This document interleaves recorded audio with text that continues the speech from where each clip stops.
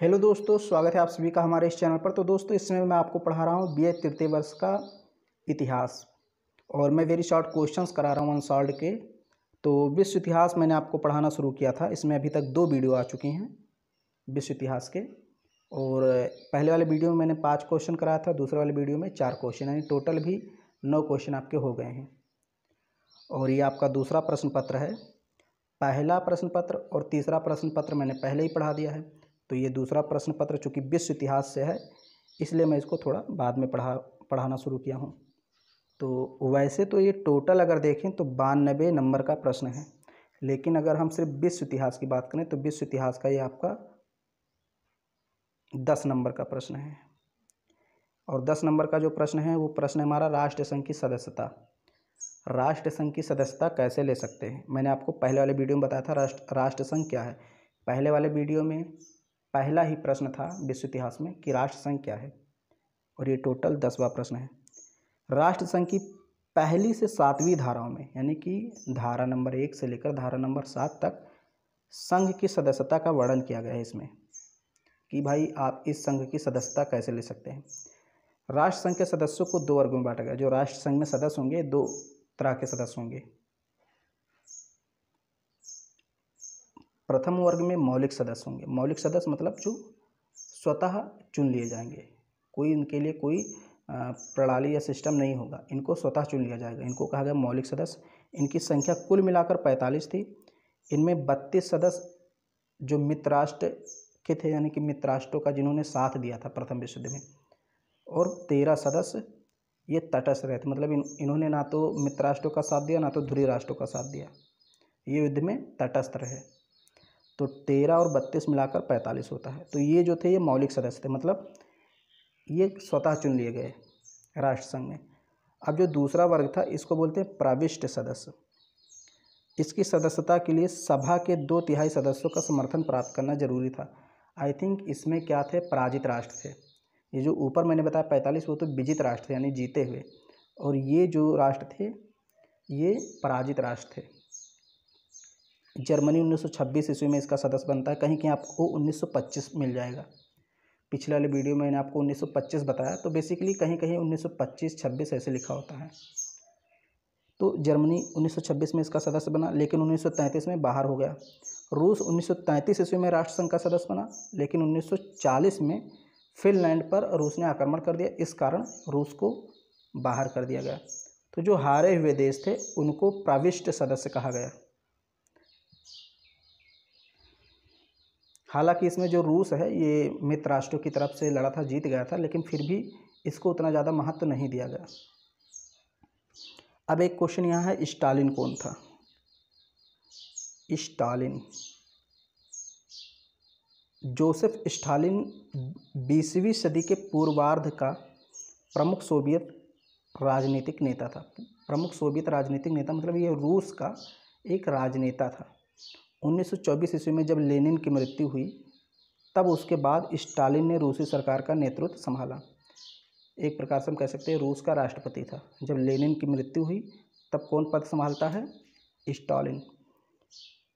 इसने एक सिद्धांत अपना दिया था, एक देश में समाजवाद। मतलब इसने कहा कि कहीं समाजवाद की स्थापना हो या ना हो, लेकिन हमारे देश में समाजवाद की स्थापना होनी चाहिए, यानी रूस में होनी चाहिए। देखिए, सिद्धांत प्रस्तुत किया जिसके अंतर्गत कहा गया कि एक देश में समाजवाद की स्थापना संभव है, भले ही बाकी दुनिया में पूंजीवाद का बोलबाला हो। कहा जाता है कि स्टालिन ने रूस को इतना ताकतवर बनाया कि उसने हिटलर की जर्मन सेना को दूसरे विश्व युद्ध में मात दी। फिर यहाँ है बोल्शेविक क्रांति। ये आपने सेकेंड ईयर में पढ़ा होगा।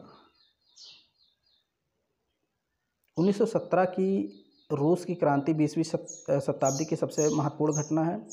रूस में 1917 में हुई क्रांति को ही बोल्शेविक क्रांति कहते हैं, यानी रूस में जो क्रांति 1917 में हुई थी उसी को बोल्शेविक क्रांति कहा जाता है, क्योंकि बोल्शेविक नामक राजनीतिक समूह ने इस क्रांति में महत्वपूर्ण भूमिका निभाई थी और क्रांति की दशा एवं दिशा निर्धारित की थी।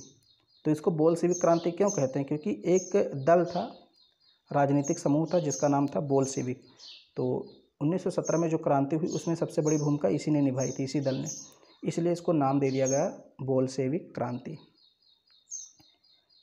रूस का जो जार था निकोलस द्वितीय, जार मतलब शासक, रूस के शासक को जार कहते हैं। जैसे भारत के जो मुखिया हैं प्रधानमंत्री, जर्मनी के जो मुखिया होते हैं चांसलर, ऐसे रूस के जो मुखिया होते हैं उनको जार कहा जाता है। तो रूस के शासक जार निकोलस द्वितीय जो कि रोमानोव राजवंश का था, उसका स्वेच्छाचारी शासन इस क्रांति के द्वारा समाप्त हो गया। मतलब इस क्रांति के उत्तरदायी कारणों में से सबसे महत्वपूर्ण था। क्रांति क्यों हुई थी? तो इसका जो स्वेच्छाकारी शासन था इसी के कारण हुई थी। तो इसका जो शासन था समाप्त हो जाता है। व्लादिमीर लेनिन के नेतृत्व में बोल्शेविक ने सत्ता को अपने नियंत्रण में ले लिया और जार के शासन की परंपरा को समाप्त कर दिया। इतना आपको लिखना है बोल्शेविक क्रांति में, आपको 2 नंबर मिल जाएंगे। अब यहाँ एक महत्वपूर्ण प्रश्न है, केलाग ब्रियो संघ। इसका नाम थोड़ा सा कहीं कहीं आपको अलग मिल सकता है, थोड़ा बहुत चेंज मिल सकता है, लेकिन ये जो केलाग है ये सेम रहेगा। ये थोड़ा सा कहीं कहीं ब्रिंगा लिखा होगा, कहीं ब्रिया लिखा होगा, कहीं ब्रियो लिखा होगा, थोड़ा थोड़ा चेंज मिल जाता है कहीं कहीं। तो इसमें क्या लिखना है हम लोग को? फ्रांस के विदेश मंत्री ब्रियो, ये कौन थे? फ्रांस के विदेश मंत्री। मैंने आपको कल की वीडियो में बताया था कि जो फ्रांस है जर्मनी से बहुत ज़्यादा डर रहा था कि कहीं जर्मनी आक्रमण ना कर दे। तो फ्रांस के विदेश मंत्री ब्रियो ने अपने देश की सुरक्षा को ध्यान में रखते हुए 6 अप्रैल 1927 को अमेरिका को एक प्रस्ताव भेजा, जिसमें कहा गया कि अमेरिका और फ्रांस एक ऐसी संधि करे जिसमें युद्ध को पूर्ण रूप से वर्जित किया जा सके। मतलब ये अमेरिका को अपने साथ में लेना चाहता था, ताकि अगर जर्मनी हम पे आक्रमण करेगा तो अमेरिका हमारा साथ देगा। अमेरिका के विदेश सचिव जो थे केलाग, देखिए केलाग कौन थे? अमेरिका के विदेश सचिव। इन्होंने ब्रियो के इस प्रस्ताव को स्वीकार कर लिया, मतलब मान लिया कि हाँ आप सही कह रहे हैं, संधि करनी चाहिए। केलाग ब्रियो ने इस द्विपक्षीय संधि को अब बहुपक्षीय संधि बनाने का निश्चय किया। इन दोनों ने निश्चय किया कि जो 2 देशों के मध्य संधि है हम इसको कई देशों के मध्य संधि बना दें, यानी बहुपक्षीय संधि नाम दे दें इसको। तो 27 अप्रैल 1928 को पेरिस में एक सम्मेलन हुआ जिसमें 15 देशों ने भाग लिया, और इसमें कई सारे देश थे जिनमें कुछ देशों का नाम मैंने यहाँ पर लिखा है, देख लीजिए।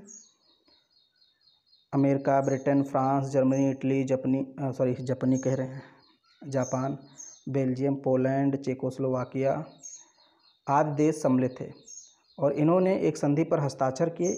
इस संधि को ही केलाग ब्रियो समझौता या संघ कहा गया, संधि कहा गया। तो